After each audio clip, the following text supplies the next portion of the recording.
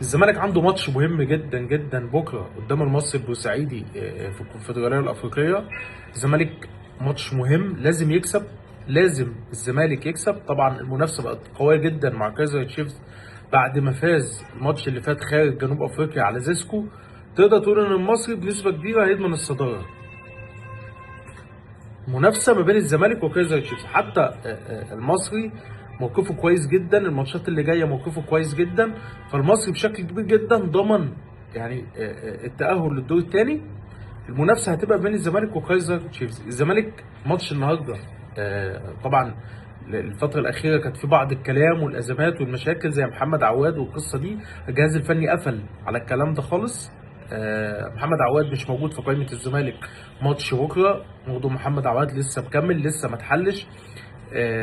محمد عواد خلينا نتفق ان في توتر في العلاقه بينه وبين اداره الكوره في نادي الزمالك اللي عمله عواد الماتش اللي فات، وان هو الراجل رفض يقعد على دكه البدلاء وخرج من قائمه الماتش. بقى موقفه صعب الماتش المصري بكره، وعواد مش موجود في قائمه ماتش الزمالك بكره. دي حاجه. تاني حاجه مفاجاه حلوه جدا جدا جدا لجمهور نادي الزمالك، عبد الله السعيد موجود في قائمه الزمالك لماتش المصري بكره. تاني عبد الله السعيد موجود في قائمه الزمالك لماتش بكره. وجود عبد الله السعيد ده هيبقى قوه ضاربه لنادي الزمالك بشكل كبير جدا، اضافه لنادي الزمالك لخط وسط نادي الزمالك. اللعيب كان غايب بقاله فتره طويله جدا عن الماتشات بسبب الاصابه. كان تقريبا ماتش زيسكو الاخير في الكونفدراليه اتعرض فيه عبد الله للاصابه، لكن عبد الله تمثل للشفاء، شارك في التدريبات الجماعيه الايام اللي فاتت بشكل طبيعي وجاهز لماتش المصري. توقعاتي ممكن يبقى يعني ما مش قادر احسن بصراحه هيبتدي الماتش ولا على الدكه، بس توقعاتي ممكن يبقى موجود على دكه البدلاء. يحتاجوا الجهاز الفني مثلا اخر ربع ساعه ولا حاجه حسب سير الماتش، لكن كوجوده في القايمه لا، عبد الله موجود في القايمه. طيب محمد شحاته، لا محمد شحاته قدامه لسه حوالي اسبوع ولا 10 ايام مش موجود في قائمه الزمالك لماتش بكره. الجهاز الفني فضل ان هو يريحه بحيث يعتمد عليه الفترة اللي جاية ويبقى جاهز الماتشات اللي جاية. صعب طبعا ان انت محمد شحاتة تجازف فيه وهو مش جاهز. معنى كده ان اللاعب لا قدر الله ممكن فترة اصابته تطول. الحقيقة ان خط وسط نادي الزمالك الفترة اللي فاتت كم من الاصابات، محمود جهاد، احمد ربيع، محمد شحاتة، حتى دونجا. انت اضطريت ان انت تلاعب محمد اسماعيل بدل الدفاع تلعبه خط الوسط، وده يحسب الحقيقة للكابتن معتمد جمال، يحسب للكابتن معتمد جمال ان انت محمد اسماعيل لعيب في خط الدفاع تعتمد عليه وتصر ان هو يبقى موجود في خط الوسط، تديله فرصته، تثق فيه. محمد اسماعيل لعيب كوره كويس جدا جدا. محمد اسماعيل فارق مع نادي الزمالك. لو جيت حسبت كده من الصفقات اللي الزمالك كسبها في انتقالات الصيف من بدايه السنه، هقول لك محمد اسماعيل.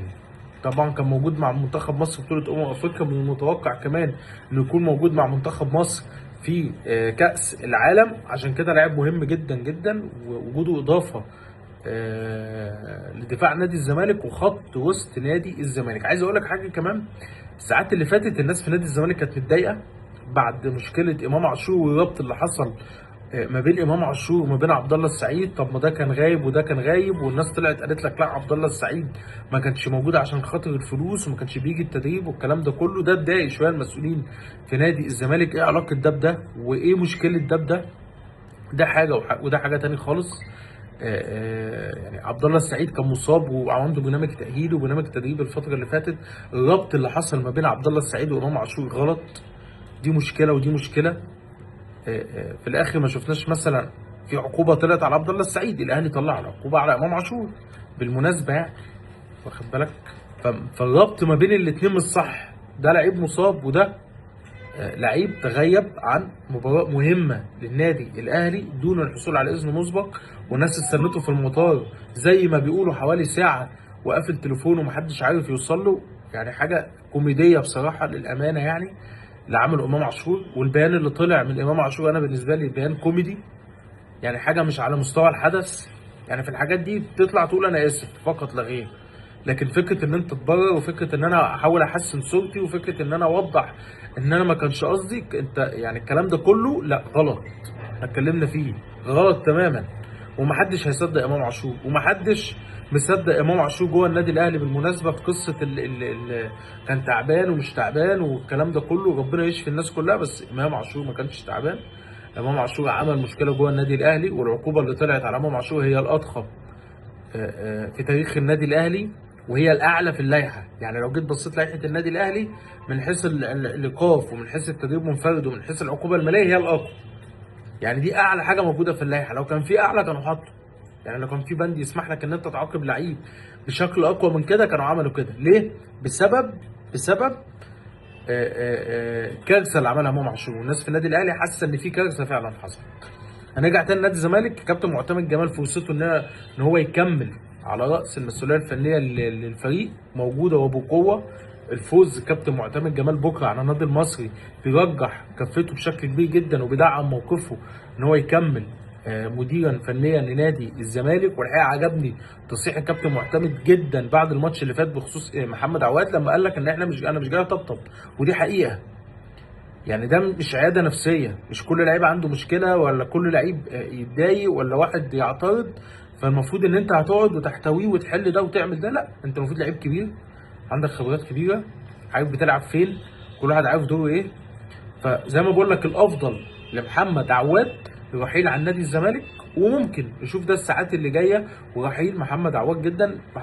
محمد عواد عن نادي الزمالك بشكل قوي جدا، باب الانتقالات لسه مكمل تقريبا 5-6 ايام، فممكن تشوف الساعات اللي جايه رحيل محمد عواد عن نادي الزمالك. عجبني كمان جدا عبد الله السعيد الساعات اللي فاتت، الراجل التزم الصمت تماما، ما صرحش في اي حته، ما اتكلمش في اي حته. الناس كلها اقحمته في الازمه والمشكله الخاصه بامام عاشور، التزم الصمت. انا بالنسبه لي لما نادي الزمالك يطلع ويعلن ويقول بشكل رسمي عبد الله السعيد معاقب، عبد الله السعيد تم تغريمه، ساعتها هقول لك عبد الله كان عنده مشكله. يعني كلنا شفنا عواد مستبعد وعواد مش موجود وعواد ما بيلعبش، ومصر كلها عارفه ان عواد معاقب، فالعمليه واضحه. لكن عبد الله السعيد انا بالنسبه لي مش هقدر اقول اي حاجه، خلاص الراجل سليم هيلعب اهو، فمعنى كده ان ما كانش فيه مشكله. اكيد لو كان فيه مشكله كان هيتعاقب زيه زي باقي اللعيبه. وعقليه عبد الله السعيد ما تنساش اكبر من فكره ان انا اغيب عشان خاطر فلوس، ولا يتم استبعادي عشان خاطر ان انا ما العبش عشان خاطر مستحقات متاخره ولا نسبه ضرايب ولا الكلام ده كله. لا، عقليه عبد الله السعيد اكبر من دي. وعبد الله دايما خلال مسيرته هتلاقي ان هو بيفصل ان انا عندي مشكله بس بفضل العب. في عز ازمته مع النادي الاهلي وهجوم جماهير النادي الاهلي والقصه كلها اللي حصلت، عبد الله السعيد كان في قمه مستواه. يعني تخيل لعيب في موقف زي ده كان في قمه مستواه. طب عبد الله لما عنده مشكله ومستحقات وفلوس والكلام ده كله، هل يعقل ان عبد الله مش هيجي التدريب ولا مش هيجي يلعب ماتش ولا مش هيجي ينزل تمرين ولا الكلام ده كله؟ لا، الكلام ده كله غير صحيح. وزي ما بقول لك عبد الله موجود في قائمه ماتش نادي الزمالك بكره. صبحي موجود في حراسه المرمى بشكل طبيعي جدا. هنشوف شيكو بنزا وبزيرة. اتوقع ممكن تلاقي بزيرة في التشكيل الاساسي النادي الزمالك. شيكو بنزا من نوعيه اللعيبه اللي زي ما قلنا محتاج يقعد مع نفسه، محتاج يتفرج على، يعني زي شيكو بنزا يقعد يتفرج على نفسه بعد ما الماتش يخلص، يجيب شريط الماتش يشغله يتفرج، هيلاقي كم كوارث فنيه ان هو انت كل الغلطات اللي ممكن يعملها اي لعيب في الكوره يعملها شيكو بنزا في ماتش واحد. اللي هو الكوره تقطع منه، يطلع بالكوره في الاول، يضيع فرصه سهله جدا. تحس احيانا حاله لا مبالاه. بحس من شيكو بنزا ان احنا ده ماتش خماسي ودي، ماتش استعراضي، فاحنا جايين نهزر شويه كده ربع ساعه تلت ساعه جايين نهزر وكل واحد هياخد بعضه ويمشي. ما تحسش ان في اهتمام شويه بالكوره، ما فيش تحسش ان في اهتمام بالماتش. وخلي بالك اول لمسه مع اول ماتش شيكو بنزا مع الزمالك قدام سيراميكا كليوباترا، الناس كلها وانا فاكر ساعتها ردود الفعل والناس اتكلمت وقالت ان لا، حط التحفظ على شيكو بنزا. والناس طلعت قالت لا يا جماعه استنوا شويه، لسه اول ماتش ليه وما تحكمش على اللعيب. لو جيت بصيت من اول ماتش لشيكو بنزا واحنا في وسط الموسم وشيكو بنزا تقريبا ما شاء الله بيلعب بشكل مستمر، هتلاقي هو.